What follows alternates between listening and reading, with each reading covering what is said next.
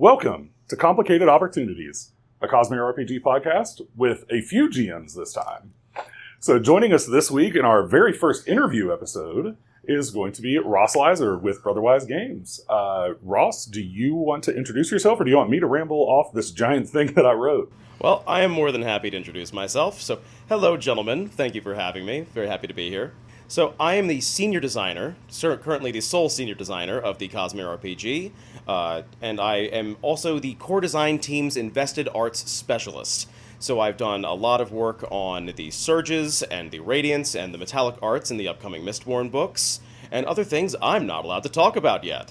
I also have a bit of a history. We can get more into that in game design. But yeah, just for short intro, that's me. Awesome. Well, we're really excited to have you here, Ross. Thank you so much for saying yes to this, and thank you to Brotherwise for allowing him off the chain to potentially make some trouble for himself. Well, I'm still on the chain. It's just there's no shock collar attached to it right now. There you go. Fair enough. So just some introduction that I loved doing my research, because as any of us have learned, if anyone's the over-prepping GM, that is probably me. So Ross, you're the original founder of Outlandish Adventure Productions. Was that correct? Yes. It's not like an official LLC. It's more of a brand that I came up with. So I was very heavily influenced by Benjamin Huffman on the DMs Guild, otherwise known as the Sterling Vermin Adventuring Company. Known for the Pugilist, one of the best-selling D&D 5e third-party supplements of all time. And so I found that on the DMs Guild in 2014, and I was really inspired by it, found his Patreon, and actually subbed to a tier he used to have, where he would help you get started in your own game design career. And that's kind of where my first thing came from, which is the Sculptor class for D&D 5e. So it's a brand. Most people in the DMs Guild community do not know my name, so it's kind of funny on that in that route. But whenever I mention offhand the Sculptor class or the Accursed, they're like, "Wait, you're that guy?" Oh, I've heard of the Accursed. That's me. Yeah. Oh, wow. My works are much better known in the DMs Guild community than I am, because I chose to go with a brand instead of my own name. Fair enough. I watched your intro video when you came onto the team full-time with Brotherwise, and I ended up joining your Discord just so I could steal the link to the Oath of the Windrunner Paladin? So way before I joined the team, I was doing my own personal Patreon, once again inspired by Benjamin Huffman. I owe a lot of my career to him. And so I started doing a design challenge when COVID hit, where every single month I would poll my patrons to see what they wanted me to design. I would design it and then publish it all within that month. Oh my god. Oh, wow. Including getting feedback and playtesting from the Patreon community that I had. And I did this for 2.5 straight years. Oh my god. And they got bigger as it went along.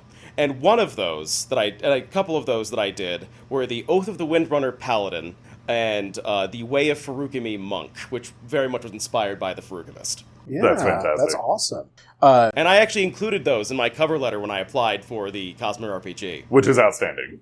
Hey, shoot your shot. That's how we ended up doing what we're doing today. Exactly, yeah. I literally just emailed awesome. someone and was like, please help. and now we're sitting here with Ross, which was actually, I'll show you at one point, on my pitch document for the podcast, my white whales are Dan Wells, Ross Leiser.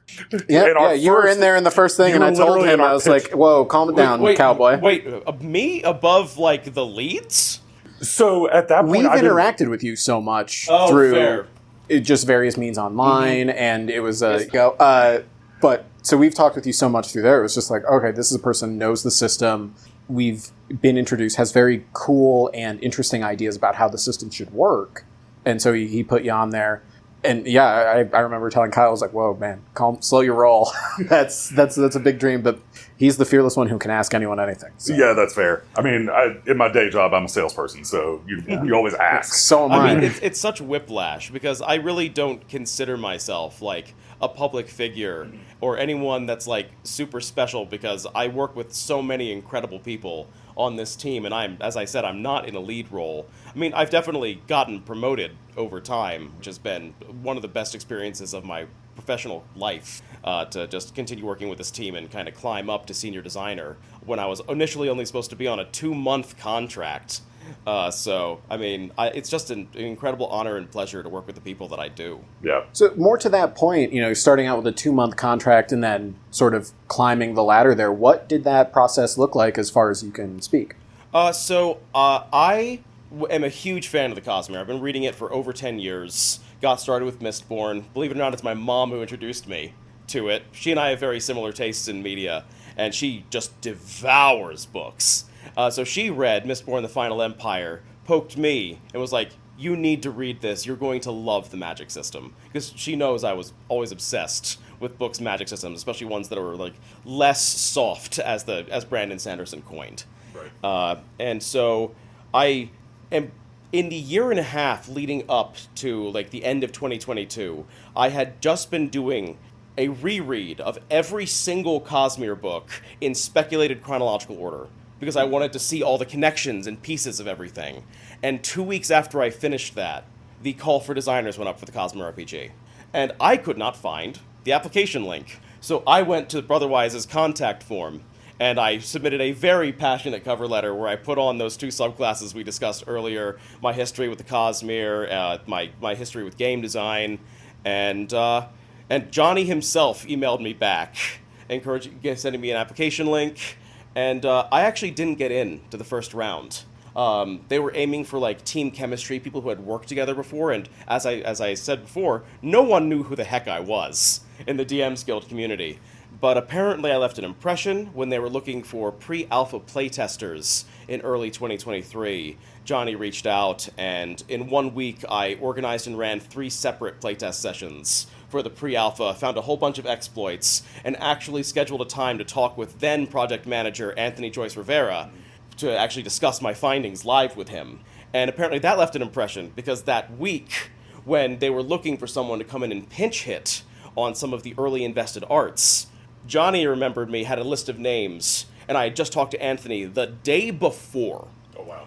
And so I got an interview with Johnny O'Neill that week, signed for a 2-month contract to work on the Windrunner and Lightweaver, and if we had time, Edge Dancer.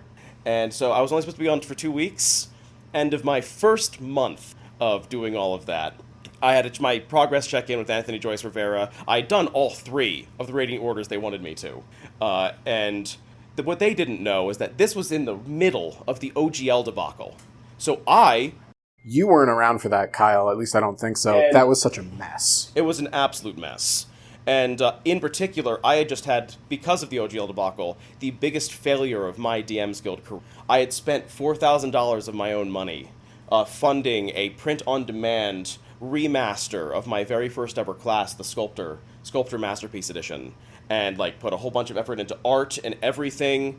And unfortunately, because of delays due to print on demand, it came out after the OGL debacle happened, and I lost so much money on what's probably the single best individual product of my career. Oh my god, now that you say that, I remember seeing people talk about that sort of problem during the OGL debacle. I think it was either an episode of the Eldritch Lorecast or something that preceded that, with one of those groups mentioning just like the fallout of the OGL debacle and people struggling. And I think the re-release of the Sculptor was mentioned. Yeah, people wanted to punish Wizards of the Coast so badly for the bad acting around the OGL that they completely jumped ship from the DMs Guild, not realizing that it hurt the third-party creators way, way more for them to do that. So I literally saw a tenth of the income that I was getting previously overnight. Oh, wow. And so I was in the process of like looking into Pathfinder and Vampire the Masquerade, and definitely not Powered by the Apocalypse. I can't stand that system. But I know, spicy take. But I was looking for a new design home, and it was in the midst of all this that I got the offer for the pre-alpha. And they didn't realize that when I was doing the initial 2-month contract work and when I was doing the pre-alpha, I was treating it like a full-time job. Right. So when I did my 1-month check-in with Anthony Joyce Rivera, I went in and he had nothing but positive things to say. And he's like, "So, do you have any questions for me?" And I'm like, I'm looking for critical feedback because I want to know what I can do better to make myself more attractive in the future. So I asked him that, and he goes, "You know you're a month ahead of where we wanted you to be, right?" I'm like, "No." It's like, "Yeah, we only had those 3 things that we wanted you to work on, and Fisher's already like happy with where we landed on those for our alpha, and he had this like pensive look on his face, and he goes, "What's your bandwidth like?" And I didn't want to come off thirsty, so I just said, I would make bandwidth for this project. I'm very passionate about the Cosmere. Just keep it cool, keep it cool, keep it cool. And he's like, I'm going to recommend you for the core design team. And so I joined in May, and I've been on the core design team for 2.5 years. Holy cow, man. That is inspiring and awesome to hear. Yeah, it's a lot of serendipity combined with just being the right person at the right time, because I kind of based my entire D&D 5e career on player-facing design. Yeah. And that's what they needed for the Invested Arts. And I had that background with the Cosmere and all that too, so... I'd argue Invested Arts is probably the sort of like thing that could have sunk the ship on this game, because it's coming from a fandom that is so invested in the magic systems. That's, anytime someone has a criticism of Sanderson, the comeback is always, well, but he does these magic systems that are so great. And even, like, regardless of whether or not that's actually your opinion, and, like, I do think he does them well, but it's the best part of his writing. It is such an important thing for an RPG, because that's where people get to explore these worlds through their own lens with more... Gosh, what is the word I'm looking for? I'm sitting here struggling. It's how you put to me... Agency. More agency. Yes. And, it's incredible and awesome that they got you on the team for that. Yeah, so, I didn't do it alone. So Andrew Fisher and Max Brook were, like, the two people leading the design ship from the beginning of the CosmereRPG, and even when it was just the Stormlight RPG publicly. They were the ones who, like, did all the base surges, but what they really needed was for someone to come in and, like, make the talent trees and help them figure out how, like, the central Radiant trees were going to work. And we went through so many versions of the ideals. What, if you're permitted to say, what's your favorite sort of looking back, this, like, saying, oh, this was completely whack, like, why did we come up with this idea that got changed? So I think initially we really didn't want the ideals to be talents, because we didn't want people to feel constrained by it. We later realized that, like, these things are so individually powerful that they need to be talents and goals. So we tried for the longest time to make them just goals and rewards, and we were seeing these unbelievable power spikes in early Radiance. And one of the core philosophies of our system is to try to make sure that Radiance and Heroics feel at least equally impactful, if on different axes. So, of course, you have world-breaking, physics-altering abilities in the surges, but when you put talents into making those better, you are not spending those talents or rewards on things that heroic characters can really spend time on, like weapon damage, or, like, in Stormlight we have titles and companions, and all of those various things that allow you to have a different axis of power than the Radiants do. That's such an interesting way to put it, too, because that's actually, like, one of our recent videos, somebody brought that up, talking about the power spikes between the Radiants and the Hero Paths. And, like, we've been shocked the more we play Stormlight, we haven't been chasing the Radiants, because we're having so much fun playing the Heroic Paths. Oh, yeah, there's so much you can do with a Heroic Path. Yeah. I mean, it's that relationship. I mean, Adolin was our North Star for that, because Adolin is an incredibly compelling, incredibly competent character that grows throughout the books the same way Kaladin, Shallan, all of them do. So we wanted to make sure that you could play Adolin in a satisfying way that didn't require you to be Radiant to keep up. And of course, Wind and Truth things happen, and he's maybe a little bit closer to Radiance than before. Something's going on. Something's going on. Yeah, I mean, I'm excited for where that particular plot point is going. It was and I'm very much a Wind and Truth apologist. Like, I loved that book. I adore that book. Same. But Adolin's story is the discourse online blows my mind about it. But Adolin's story was easily my favorite part of that book. And that's saying something as a Kaladin stan. Adolin and the Prime Akasix, that relationship is one of my favorite things in the entire book. But to me, that's also, and I promise I won't stay on this tangent, but, like, that's what sets, to me, Sanderson's writing apart, is, like, when he's the magic guy, he's the magic system guy, and the most compelling parts of that book is a relationship between a mentor and a mentee. Yeah, his grounded characters are the part for me that grips me. And every time someone defends solely based on the magic system, there's a part of me that dies a little bit. It's like, no, guys, it's the character and growth. Yeah. I have this fundamental belief that everything ever written is propaganda, just because propaganda means you're trying to say something and affect an audience. And his core message is about these stories of growth and being a person and finding your way. It's not the cool magic system that's set dressing. And the thing with Stormlight especially is that idea of, I mean, I know this is present in other magic systems as well, like Snapping and Mistborn, but like there's this idea especially hammered home in Stormlight of this kind of emotional/spiritual kintsugi, where you can really only become radiant, the light can only shine through if you are broken, if you are cracked, and if you choose to put yourself back together by growing as a person and especially doing so with the support of others. You can't become radiant without someone else, another being there to support you. Mm-hmm. And as a person that has had a lot of struggles with mental health in my past, that resonated so deeply with me. And that's why Stormlight still means so much to me, and I'm sure means so much to so many other people. Absolutely. One of these days we're going to have to just do a Let's Geek about the Cosmere one, but we'll try to bring... People got to assume that we're geeks about the Cosmere. I mean, I would think so. But I would hope. I mean, I tell anyone and everyone, I didn't get back into reading fantasy till I read Mistborn: The Final Empire, so... Yeah. No, Way of Kings sort of kickstarted me on my journey to continuing on to more different fantasy. I'd reread The Hobbit like 18 times. Right. I'd read every Dritz Overton book, and that was like between that and the Star Wars Expanded Universe, that was it. Yeah. So I have one question that I want to ask, just because last year I came to Nexus. It was my first time at Nexus, and I was like, this is going to be my RPG, the track. Like, I created an RPG track, basically, because I was like so excited about the game. And we've talked a little bit about it in previous episodes. Like, I had played the D20 Star Wars system. I had done like 3 one-shots of D&D. That was my experience. But I was so excited to play in this world that I was like, I want to become a GM, but I'm scared. And I talked to you and Merrick for like an hour one day at the booth, and yeah, Merrick is a wonderful guy. I jumped in. I loved it, and it's so much fun. But in that vein, so that was such a big influence on me. What advice would you have for a first-time GM? Because there are so many people we see online saying, hey, I've never GM'd before, but I love the Cosmere and I want to bring this story to my friends. I mean, I'll give you some of the same advice that I give to people. I gave to people even in my D&D days. And it's all honestly very relevant to the Cosmere. Just like, it's not about the first step, it's about the next.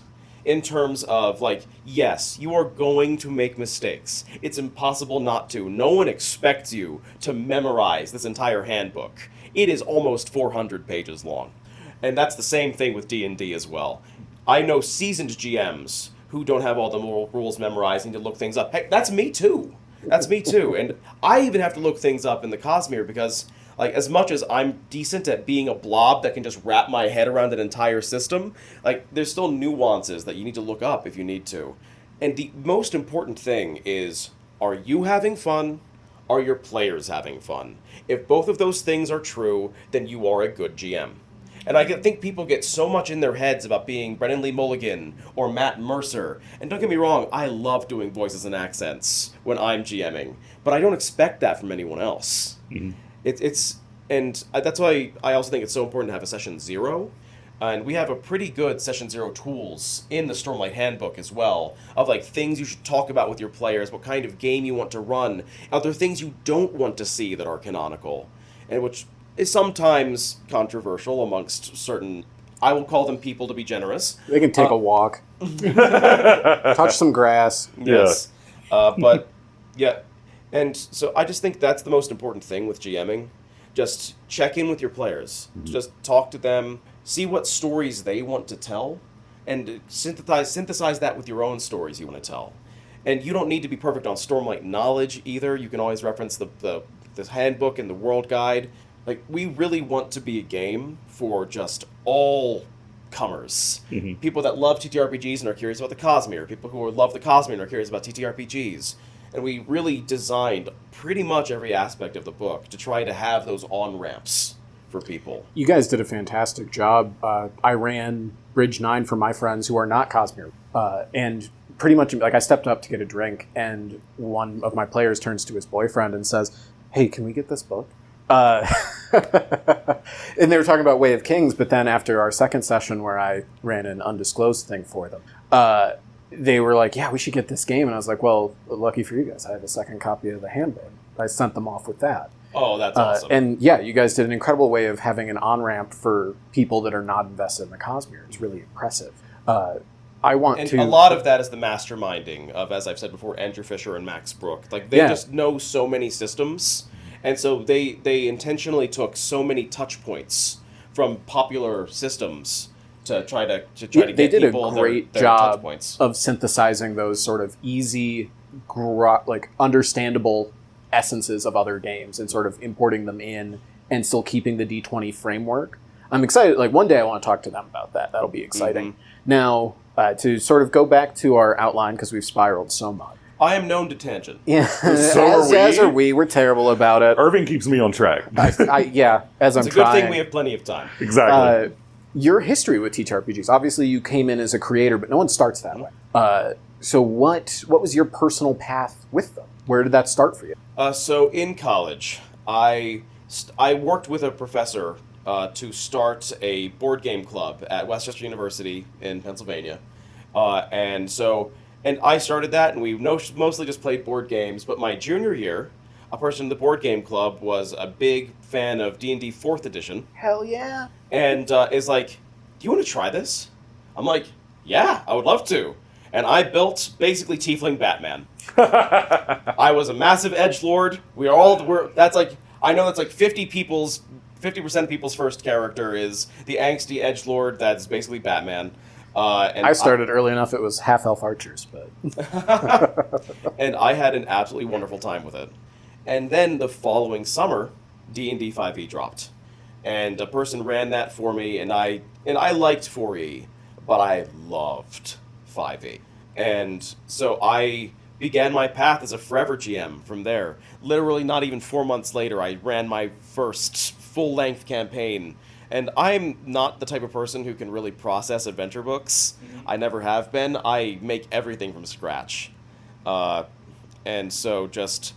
I've been playing D&D for like 11 years now. Well, 5th edition at least. And I still have an active 5e group. Never switched to 2024. Not a fan. WotC's done too many things that I have opinions about. Yeah, we could... As Magic players, I'm sure we have many opinions. Ooh. Correct. Don't get me started. Yes, we should not do that here on this podcast. Yep. But yeah, so I'm a forever GM. I love GMing. And I'm also the type of person that I was a math education major. I am very good at finding exploits. And I can make some wild, incredibly powerful characters. I love that Chul Radiant. Oh, yes, Relio and Gonjo. Relio's amazing. Also, I don't know how much it was showcased in the Shardbow machine gun. Beautiful. Yes, I built that. So I built that for Ashley, aka Stormlight Memes. Yep. Wait, sorry, no, that was me. That was me etching through. Yeah. Tuna was the character. Yes, correct, yes. So I pretty much did a showcase of. So that's a very atypical one-shot, the Celebrity Cosmere RPG actual play, because we wanted to showcase like very interesting combat builds. So they were all very optimized for combat in a way you wouldn't normally see in the level 6 characters. There might be a singer character that I've built that I'm willing to take the DC 15 hit every time, because by level 6 I'm a +9 strength swinging a sharp blade. I pretty much so because a lot of the people in that one shot were completely new to the Cosmere RPG, if not TTRPGs in general, I basically made 5 example builds to kind of get people thinking about where they could go with it, and I ranked them in order of complexity, where the least complex was what I refer to as the Dire Blade, which is a dire form with a shard blade, and the Devastating Blow talent. Yep, that's what I played. I've received that document. Tyler sent it to you? So when Tyler was getting ready for it, he wanted us to playtest the adventure just to feel the flow, and I built the Dire Blade Singer, and Nice. I was messing stuff up. You can do a lot of damage. That first attack I made on that magnified one was something crazy. Oh, that was I did nuts. 50 damage on a hit. I just went for dagger opportunity fishing. Oh, yeah, you do that. Jimmy the Bath. And so... And the Sharpo machine gun was number 2, because it takes a little bit of fiddly setup, but once you're set up, oh my god, you can just go. And I'm a hardcore Elden Ring player, so those were just speaking to my soul on the min-maxing. Also did a Stoneward tank, which has a ridiculously high defense bonuses. Nice. That you can't normally access. Believe it or not, Envoy makes the best defense tank.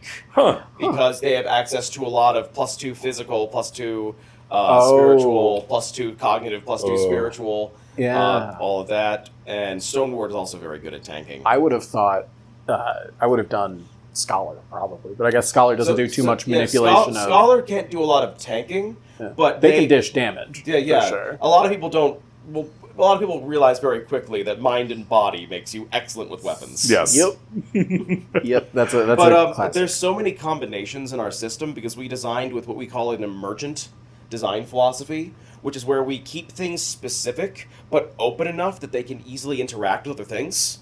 So, So almost no matter what route you take through our various talent trees, you'll find things that work together. One of my favorites that people don't talk about is tagging shot with Mighty.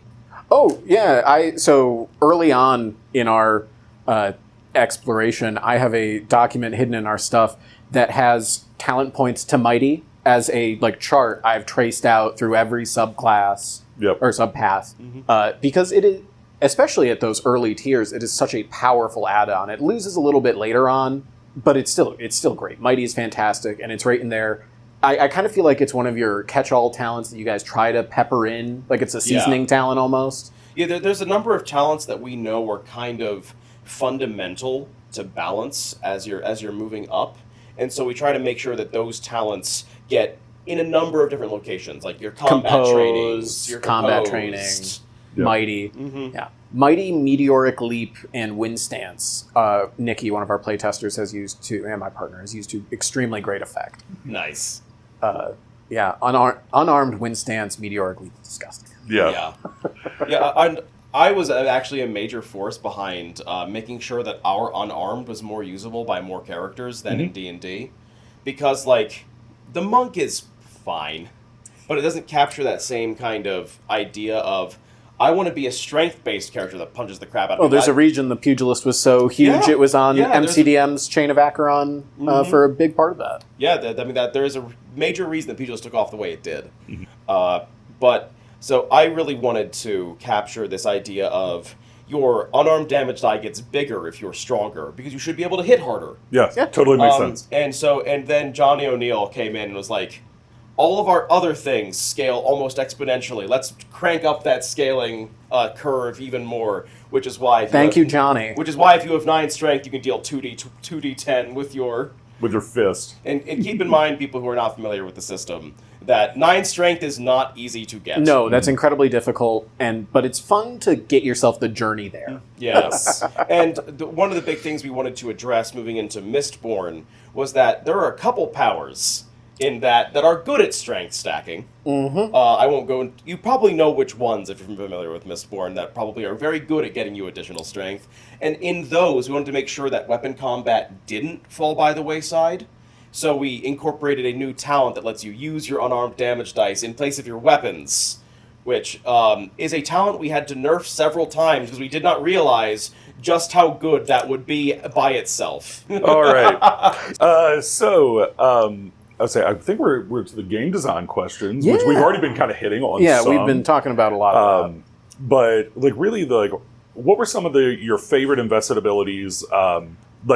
Did you find the hardest to capture? What one was the easiest? Kind of talk a little bit about that experience of capturing the surges. Yeah, so there's this interesting dichotomy in the surges, because we've seen some a lot, and we've seen some very, very little. So we have found the more we've been running with other people, we've been shocked at how little we see Windrunners and Lightweavers. Yeah. Everyone wants to play everything else because you see Kaladin and Shallan do so much. Yeah. So those present different challenges, because when you've seen what people are capable of, especially with gravitation, there's only so much word count, so much talent space you have to capture all of those nuances. And there was a big debate, especially early on, of should base gravitation give you the unbound flight, because we see Kaladin have to practice that, or should the base version of it be the one that lets you run along walls? And we play tested it, and we realized that this is really unsatisfying compared to what some of the other surges are capable of when it was just the running on walls. And so there are times where, just because of design needs, we've had to make changes to how things are presented in the books, which is why Gravitation ended up working the way it did. But the one that was probably the most fun, if not the most nerve-wracking, was Tension. And that's because we had to do a lot of speculative design on Tension. And in particular, we got this really interesting idea that we were not sure if Brandon was going to go for. That was, what if Tension has some Awakening Light stuff going on? And so we checked in with Karen Ahlstrom, who is the continuity, I believe, director or editor. I'm not sure her exact title. Continuity editor. Continuity editor. Where were we in release timeline for Wind and Truth at this point? So we began working on the book. So design... Tension in specific, because we do see it have that Awakening-like element in that book. So the fun thing is that our books went to print before Wind and Truth was released, because we had to submit all of our files to our partners. And so you have to give them a lead time to print all the books and get everything shipped out and all of that for fulfillment. Right. We have been given certain black market files on the team that only certain people on the team are allowed to access. In particular, Andrew Fisher and Johnny O'Neill were both given early drafts of Wind and Truth. They were not finished. They were still going through all the various stages of like gamma reading and editing and all of that. But we did get to see some things, and it was really interesting because we couldn't be told specifics if we weren't Fisher or Johnny. So Johnny would just like DM me being like, we need to make sure people can have 2 Radiant Shard Blades. And so I would have to write a sidebar making that possible. But we did not see Tension in that draft as we were working on Tension. We were just like, okay, we see the way that Mastery of other surges works. Like Cohesion, initially you just infuse stone, it becomes soft, you have to manually do it. But when you get Mastery, you can shape it with your will, which is Will Shaper. But then you also look at Tension, it's like, if you have Mastery of this, what if you can control how tense different parts of the object are, and is that not just how muscles work? And so we started thinking about, what if this, that kind of feels like Awakening. Right. And so we had this entire branch of Tension that was very speculative, that was like, let's do Awakening Light. And luckily, it just so happened to work out. My first thought with Tension was basically making the perfect, like, Masamune katana.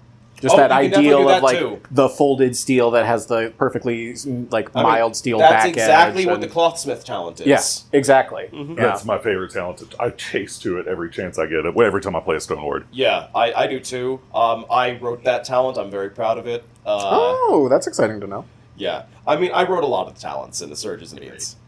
That's why we want to talk to you. Yeah, but I can, when someone uses it to great effect, I can blame you now. Yes. That is also true. Yes. That actually kind of takes me back to a question we had earlier in the document.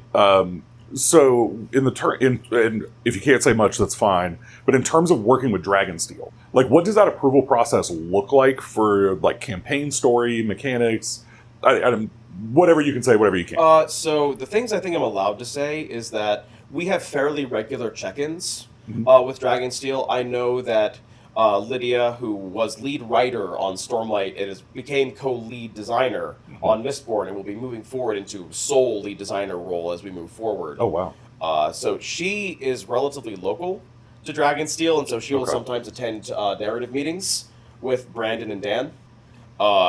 And then Johnny also, I think, flies down to Dragonsteel HQ roughly every 3 months. Okay. And then we also have scheduled points in our schedule to send drafts to Karen so that she can approve based on her knowledge of the continuity, or send questions to Brandon for things that have not been canonized. Right. Canonized. That's the word. Canonized, yeah. Yet. So it's a pretty fluid process. Yeah, it sounds like they have a lot of openness with you guys, which is awesome to hear. So on certain things, yes.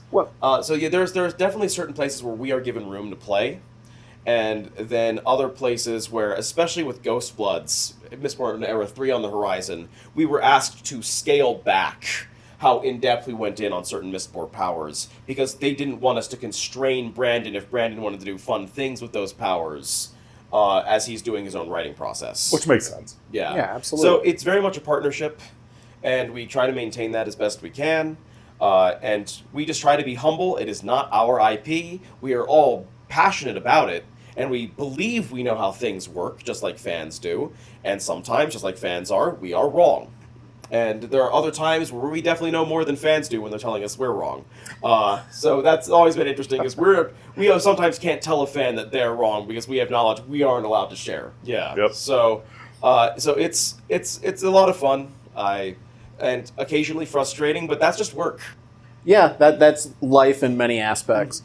What feature had the most changes from sort of inception to finish? If we're talking Stormlight... Yeah, let's talk Stormlight. Yeah, the thing that changed the most, at least as my work was concerned, because I did primarily, like, the Radiant Orders chapter, the Surges chapter, and items. I was very heavily involved in all of those.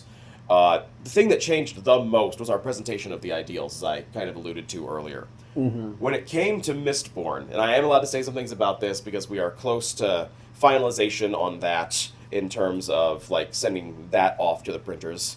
The thing that changed the most was actually small things. We had to do, I think, 5 different drafts on the emotional allomancies to make sure those felt right. Mm-hmm. And there were like some relatively clever mechanical implementations we had that just didn't feel right in play. And so one of the big challenges with Mistborn in particular was that these are such specific powers. They are so niche, but also so flexible in their own ways. And so finding that line of how narrative versus how like concrete mechanical we wanted to go was a pretty constant challenge. Especially when you get into the combinatorics of there being 34 different powers that some people might have 12 of. And some people can combine 2 different magic systems in any possible way. And so we really looked into this, and there's like over 500 distinct like builds you can do. Permutation matrix is crazy. Yeah. And so that's why we had to do so much more playtesting for Mistborn than we did for Stormlight, because Stormlight's very controlled. You know exactly what 2 surges need to work together. Just as Honor, known piece of shit, intended. Yes. Yeah. Well, last time they did it, they destroyed a planet. Exactly. Screw Tanavast. Yes, Tanavast is the worst. But yeah, so there's a lot of different nuances that go into it, but that's kind of part of the fun. Cool. Yeah, I bet. Irving, do you want to ask your folio question? Because I know you're dying to ask it. Yes. So one of the things I found with GMing that is maybe a little bit of a pain point is the collation of where adversaries are. Is that something that you guys are kind of aware of and maybe thinking about an expansion where you could have a like folio of adversaries? So I can't really speak to future product design. That is not my like area. Okay. I am purely design side. Cool. So I don't plan product strategy. But what I can say is that in general we feel that the Stormlight adversaries may be stuck a little too close to the D&D template of adversaries design. And so you're going to see a notable change in Mistborn for that. And we are in talks in the future of like trying to make adversaries more applicable to more scene types rather than being fully specialized in a single one. What form that takes, we're still very early in the process on, and I can't really say much about, but it is something we are aware of and we're discussing. Yeah. I think the coolest thing I've seen from the rollout that I didn't know about, and maybe I just missed the memo, the cards that came with the Stormlight RPG, with the, be they the opportunity complication ones, the item cards, the spren cards. I think that's, in my opinion, that's a right space to develop for all of those sort of little ancillary things. Oh, yeah. The cards have been very successful. Love those cards. I have 2 sets of the plot deck. And we are definitely talking more about like what card-based things we can do, because in Johnny's own words, the economics on cards is pretty good right now. So yeah, it certainly so is. one of the big things we have been talking about is in Advanced Adversaries, we introduced this concept of surge modules. Loved that to idea, apply by the way. so they aren't like perfect, fully formed versions of surges. They're just meant to be slapped onto your table and slapped onto an adversary and be able to just run. Yep. With very little prep time. And so in Mistborn, we're doing something very similar with metallic art modules, and we're going to have a Conjure module, and I believe a Kolos-blooded module. Oh. Unless those got cut, I'm not sure. But I'm pretty sure we still have them. And the idea is that we want to continue that process, and we've had discussions of, like, these would make great cards, because we have noticed a pain point of, like, there's a lot of cross-referencing with certain aspects, especially in the Mistborn world guide itself, like needing to flip between a module and the adversary you're trying to run it with. We've noticed a pain point in that with playtesting, and that would be perfectly solved by having a deck of cards. You know, it feels a little like in a war game having to like, oh, I rolled this result. Now I have to go reference this table, which leads me to this table, and there's my result. Yeah. Mistborn is by far the most complex book and setting that we have to contend with in terms of cross-referencing, because having 36 plus powers, like you said. Yeah. Having all of that combinatorics, like there's no way to organize that in a way that isn't going to require some form of cross-referencing. Right. But we are very aware of that problem. And to a lesser extent, it is present in Stormlight as well. So we are looking into solutions for, like, in future invested paths, making sure that there's really only one, like, true location you have to go to play your entire invested path. So we do listen to the community a lot, and I know that Magic the Gathering designers say this all the time. Like, we're designing for things that aren't going to be released for, like, 2+ years. Right. Yeah. So sometimes changes are going to be slow. But we do hear, we do listen, and we are trying to solve the problems. I think you guys are doing a great job just with your communication. Obviously, you're sitting here in an interview with us and talking about stuff pretty openly, so that's really cool. Yeah, we try to be as transparent as we can, and as I've said several times throughout this interview, there are certain things I am not allowed to talk about. Yeah. We'll just wait for Johnny to spoil them. He is our Tom Holland. Yeah. So true. Like, so true. Oh, yeah. So this is a Kyle question. This is from reader Kyle. What expansion, if any, do you see in the crafting system going forward? So one of the big things is that we are trying not to overcrowd certain aspects. So I would probably encourage you not to expect much of an expansion to the core crafting system, because overall that's working the way we want it to. Okay. What you're probably going to see moving forward, and this is also present in Mistborn, is specialized expansions to the crafting system that are relevant to that setting. Gotcha. So we have Fabrials in Stormlight. We have guns and other firearms in Mistborn for Era 2. We also have different ways to customize your metal mines and, like, put them in, like, particular objects, so that, like, for example, who doesn't love, like, your knuckle dusters being your metal mines? Yeah, everybody loves it. So there are definitely other crafting systems in the future, without getting into any real specifics. I mean, some things that you're probably going to be able to expect coming down the pipeline are, like, we're looking into ways of the potion magic system we know almost nothing about from the Elantris setting, Cell. We're looking at... we do a lot of looking forward. Stamp carving also from Cell. Yeah, soul stamps we don't know how that's going to manifest yet, but it could be crafting. We are looking at, like, decking out your personal spaceship or Shadesmar ship. We're thought of that yet. We're looking at crazy. spore devices. So there's a lot of different, very specialized crafting systems in the Cosmere that all could be very ripe for exploration with a specialized crafting system in our books. So, as I said, no specifics, no particular order, just that. So we're looking at all of those things because we try to future-proof as much as we can. Yeah. Awesome.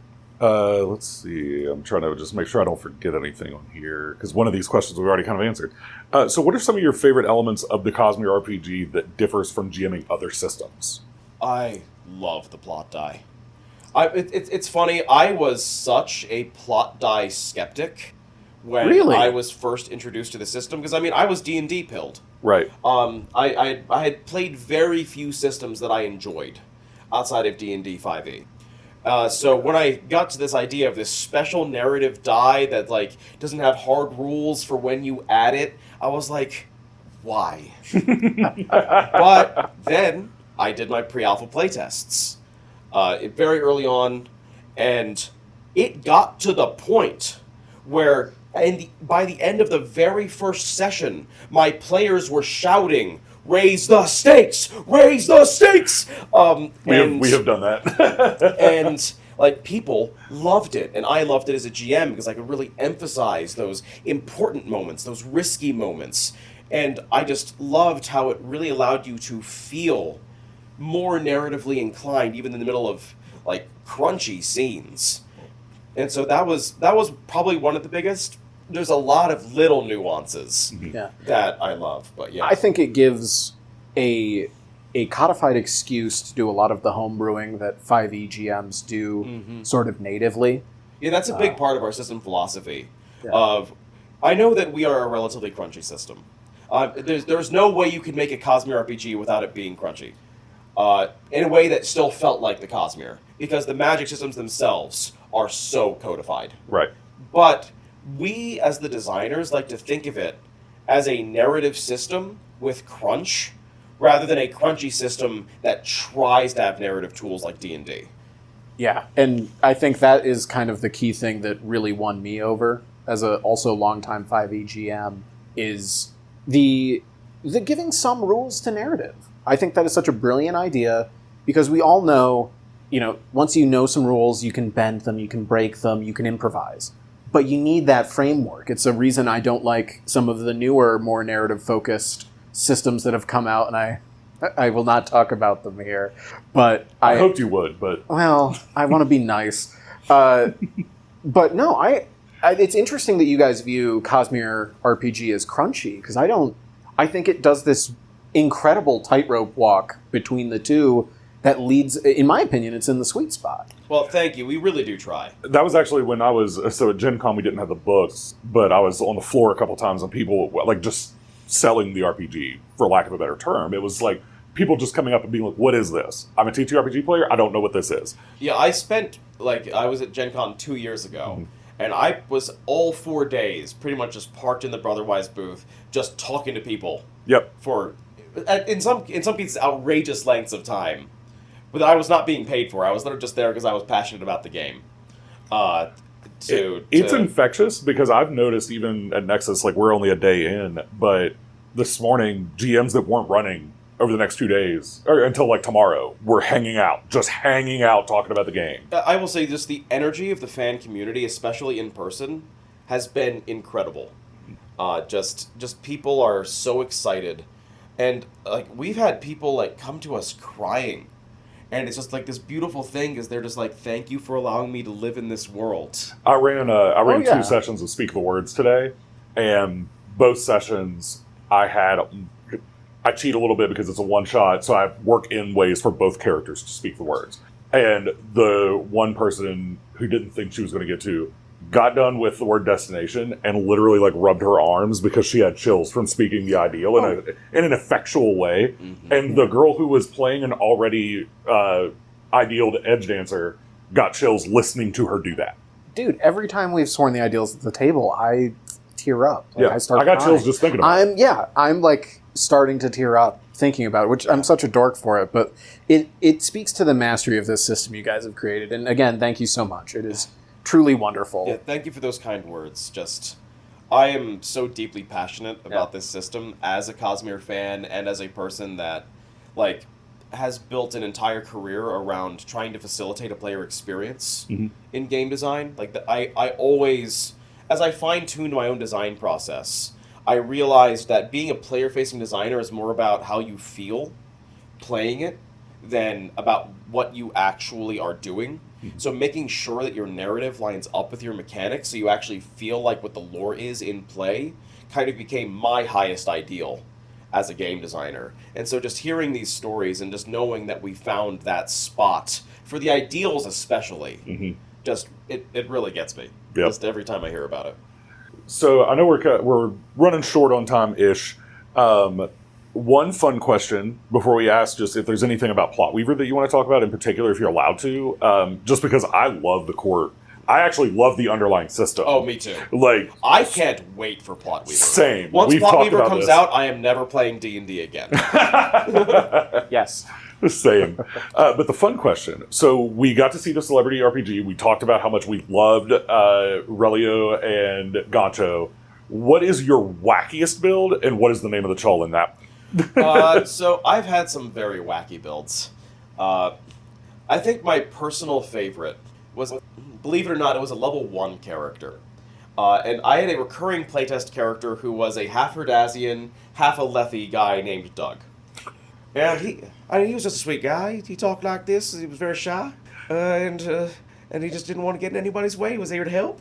He was a budding stone ward at all times. But he didn't want to he didn't want to bother anybody. But he was like, "Oh, you should drink some water. You need to hydrate." And that was his way of being there for people. That's fantastic. And we did, I think it was one of the very first APs we put out, was the Great Herdazian Hog Heist. Yes. Which was GM'd by Merrick. Oh, he did a fantastic job. Who was an incredible GM. It was so much fun. And I coordinated with him, because in all those playtests, Doug was a tracker who had an animal companion mink named Mizzy. And he did a delightful thing where he allowed that AP to be the origin story of Doug meeting Mizzy for the first time. That's fantastic. So it's not really a wacky build, it's just kind of like in the background. Near and dear to you, yeah. It's near and dear. I mean, I think one of my favorite wacky builds, like truly wacky, that I have come up with was a full Feruchemist sharpshooter that used a crossbow and before we nerfed this, we learned we had to nerf this. Chromium Feruchemy at one point allowed you to increase both your opportunity and complication range based on the number of charges you spend, and at the point that we were playing a pretty high level playtest, it was possible to make it so that your D20 could only roll opportunities or complications, and in some cases, both. Name of this podcast, I like it. Yep. So of course I had the deadly trait, and I was rolling an opportunity on 60% of my rolls, because I had increased my opportunity range that much, and if I rolled a 10 or 11, it was both an opportunity and a complication. So that was... That, as I said, I like breaking our games sometimes. It's important to have someone who can find the exploits so you can patch them. And I'm not the best person in our team on that. We actually have a combat consultant named Weldon Bringhurst, who we actually shop that out to because he's so good at it. But I'm going to talk to that guy. I know, right? But yeah, so and another wacky build, as I've kind of already talked about, were some of the ones I put in that sheet for the celebrity actual play folks. But the funny thing is about that Stoneward build I listed is that if you are not constrained by level, you can also go into regal forms with it and not be constrained to the level 6 of needing to be human to get all the talents you need. And you can easily get to having +6 physical defense, +4 cognitive defense, and +4 spiritual defense with a floating +2 or +1/+1, depending on what regal form you take. And like it makes you incredibly difficult to actually hit. And if you have shard plate, that means grazes are much less likely as well. And if you're a stone ward, hardened defense, Yep. And the reaction talent tension parry makes it so Raise they that can't even deflect. graze you in the first place. Yeah, just tell them no. So it's it's an envoy Stoneward Singer that is like the single tankiest thing you can do in the game, and then you put 2 talents into Warrior to get Stone Stance. Yep. And you use the tension talent that allows you to have 10 extra feet on your weapons. Mm-hmm. and you have a long spear, 20-foot radius, it costs an extra action to attack any of your allies if they're within that. My in this one, I am free to talk about because it's all Stormlight stuff. I had that with what was it? The Horn-Eater Skybreaker with the Shard Poleaxe. So I'll just leave this open-ended as far as Plot Weaver. Like, is there anything you want to tease us about, like, that you are looking forward to, etc.? So, as I said, there's not a lot of things I can, like, fully talk about. It's still relatively early in development. I am not actually on the Plot Weaver team. So that Merrick Moyer, who was the lead writer for Mistborn, has since gone on to become the Plot Weaver RPG director. Yep. And Andrew Fisher is actually moving mostly over to that team. Oh, okay. Although he still consults with us on CosmereRPG. And so they're very early in development. They've started hiring some people. I don't think I can say who any of them are yet. But we had, just yesterday, our yearly creative summit amongst the Brotherwise and the RPG teams. And we got to see some early things about where they're headed with Plot Weaver. And initially, my concept of where we were going with Plot Weaver is that it was going to be kind of our D&D replacement. Going to be a little bit more of like a generic fantasy RPG. And they did something so much cooler with it, where you can still do generic fantasy stuff, but you are not constrained the way that D&D constrains you. When I was explaining to my in real person playgroup the idea of Plot Weaver, I kind of touched on that I feel like you guys did, instead of classes that are like a fantasy archetype, you did narrative archetypes with leader, warrior, scholar. And that being narrative allows you to venture into any setting you want. Yeah. You could be in the 1800s, one guy's a retired samurai, one guy's a grandson of an Aztec noble, and one guy's a cowboy. It all makes sense. And also, plotweaverrpg.com is up. Yep. There's not a lot on it right now. Oh, I've looked at it. But so there's some information that I can talk about, because it is now public, where Plot Weaver is an intentional multiverse called the Tapestry. And all of the magic in it is going to have thread-like constructs to it, because you are weaving the magic and the plot. I always like anytime that the magic is threads that you pluck. Wheel of Time, Michael J. Sullivan's Legends of the First Empire. Always a good time. But yeah, it's going to be coming out at release with 3 distinct settings that are all meant to be mashed together, because one of the core themes of Plot Weaver is worlds collide. And all stories that exist in the Plot Weaver universe. So you are more than welcome to homebrew whatever you like and cross them over, because that is literally what the universe is designed around. But it's going to come out with a high fantasy that is... I probably shouldn't say that, even though I'm very excited about it, but it is high fantasy, just maybe not the Tolkien-esque fantasy that you would expect coming from D&D. There's going to be a kind of more modern folklore setting, which is kind of urban fantasy-esque.